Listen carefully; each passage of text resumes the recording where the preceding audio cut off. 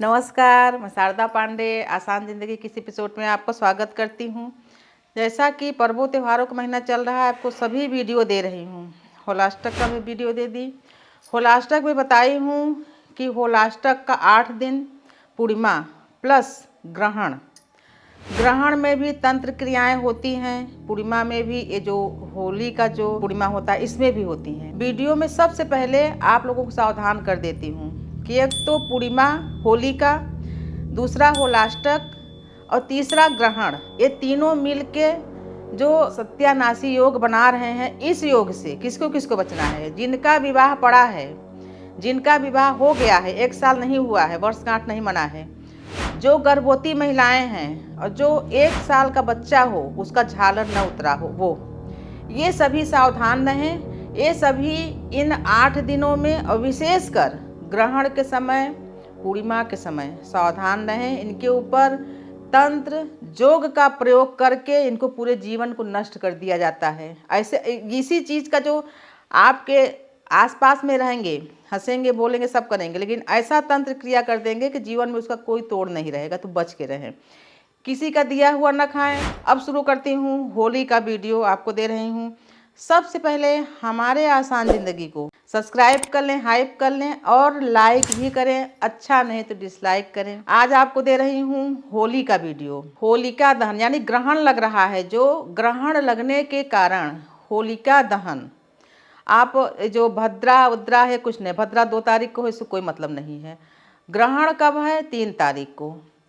ग्रहण का वीडियो पूरा बता दूंगी ग्रहण की वीडियो में। ग्रहण का जो मोक्ष है वो 3 तारीख को संध्या काल में 6:30 लगभग 6:45 बजे हो जाएगा। तो 3 तारीख को ही अर्धरात्रि को, जो अभी आपको मुहूर्त दिया जाता है कि इतने बजे से इतने बजे तक, इतने बजे से इतने बजे तक प्रदोष काल में, ये नहीं, ये जो हुआ था उस समय कांड, वो अर्धरात्रि में 12 से 1 बजे के बीच में हुआ था। अभी मुहूर्त अपने से निकालने लगे हैं, भगवान जाने कैसे करते हैं। अर्धरात्रि में ही होलिका दहन किया जाता है। 3 तारीख को होलिका दहन होगा और 4 तारीख को होली खेली जाएगी। ये सही तरीका है इस बार का। ग्रहण से मुक्त हो जाएगी होली, और नहीं तो 2 को होलिका दहन होता और 3 को होली खेली जाती। एक दिन आगे पीछे तिथियों में चलता रहता है। तो इस बार 4 मार्च यानी 3 मार्च को रात्रि को ग्रहण समाप्त होने के बाद होलिका दहन होगा, जो कि 4 मार्च को रंगों भरी होली खेली जाएगी। जिनका विवाह इस साल हुआ है उनको होली पूजा नहीं करना चाहिए। यानी जो होलिका दहन, कभी कभी क्या होता है कॉलोनियों में या कहीं ऐसे होली जला के पूजा करते हैं, तो बहुत प्रसन्नता से कि चलो नई बहू आई है, इस बार नई बहू पूजा करेगी। तो नहीं, कृपया करके नई बहू से इस साल पूजा न कराएं। और किसी साल भी, मेरा तो यही कहना है कि किसी साल भी नई वधू से पूजा कराना ही नहीं चाहिए। होलिका का जो पूजा होता है वो घर की जो वरिष्ठ महिलाएं हैं, जैसे मैं हूँ, मेरी अगर सास हैं तो मैं अपनी सास से कराऊंगी, मेरी सास नहीं तो मैं करूँगी, अपने वधू को नहीं बोलूँगी कभी भी। बड़े वरिष्ठ लोगों को करना चाहिए होली का पूजन। होली का जो पूजन होता है, ऐसे होलिका दहन जब करते हैं, जो मान्यता है कि बसंत पंचमी को होली गड़ जाती है। उसके बाद होली जो गाड़ता है वो निसंतान रहता है। पुरुष जिसको संतान नहीं होती है वही होली गाड़ता है। फिर होली जलाता भी वही है जो निसंतान होते हैं। इस बात को ध्यान रखना कि अगर आपके संतान हैं तो आप होली न गाड़ें, आपके संतान हैं तो आप होलिका दहन न करें, और नई वधुओं से पूजा न कराएं। वरिष्ठ जो महिला है वो घर की जो है वो पूजा करें। बांस की जो डंडी होती है उसमें एक झंडा गाड़ के पहले पूजा करके गाड़ देते हैं, फिर रोज उसमें तिड़ लकड़ी ऊपरी कुछ भी डालते हैं। बसंत पंचमी से ना गाड़ सके तो जब भी कभी गाड़ें शुभ समय में, या 1 हफ्ता पहले भी बहुत सारे लोग गाड़ते हैं। तो निसंतान व्यक्ति होली गाड़ेगा, निसंतान व्यक्ति होलिका दहन करेगा और वही पूजा कर लेगा। फिर उसके बाद सभी लोग पूजा करेंगे।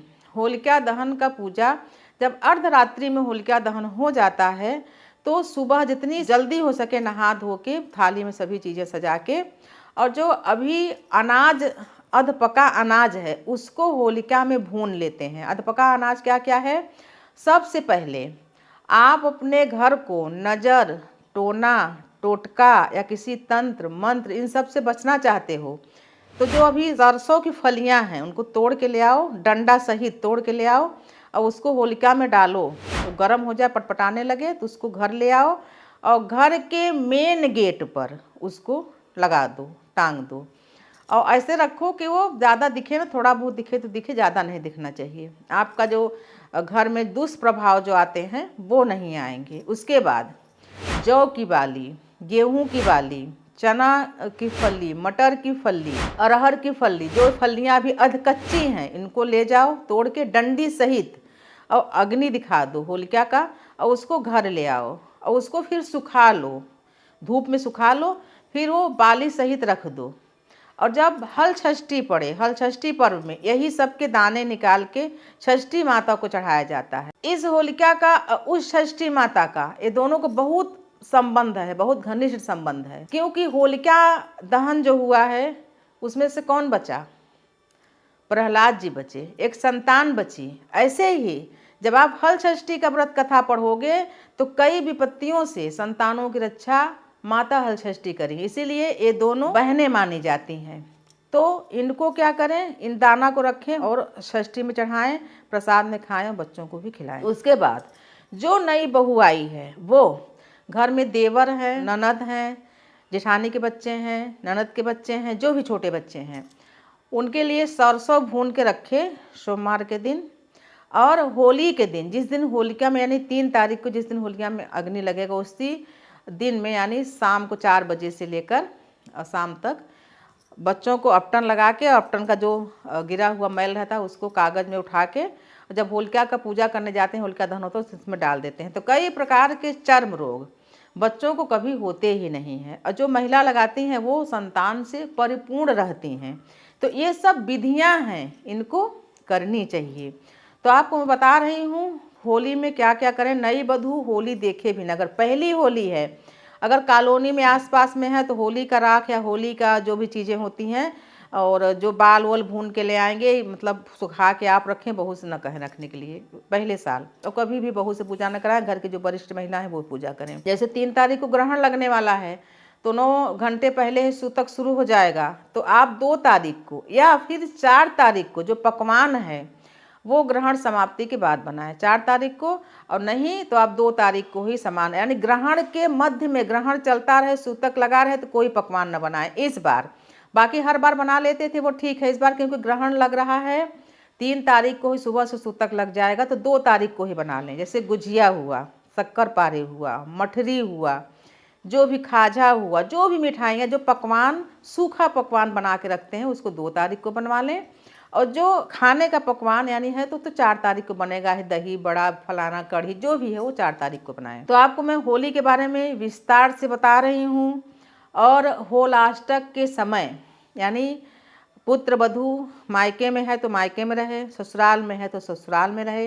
होलाष्टक लगने के बाद यहाँ वहाँ आना जाना नहीं चाहिए, इसमें भी बहुत नुकसान हो सकता है। जो गर्भवती महिलाएं हैं वो भी होलाष्टक यानी होली का पूजा करने बाहर नहीं जाएंगी, घर में रहेंगी, चंद्र ग्रहण नहीं देखेंगी, इन सब चीज़ों का परहेज करेंगी। कूद कूद के होली नहीं खेलेंगी, आपसे जितना बन पड़े उतना ही कार्य करें।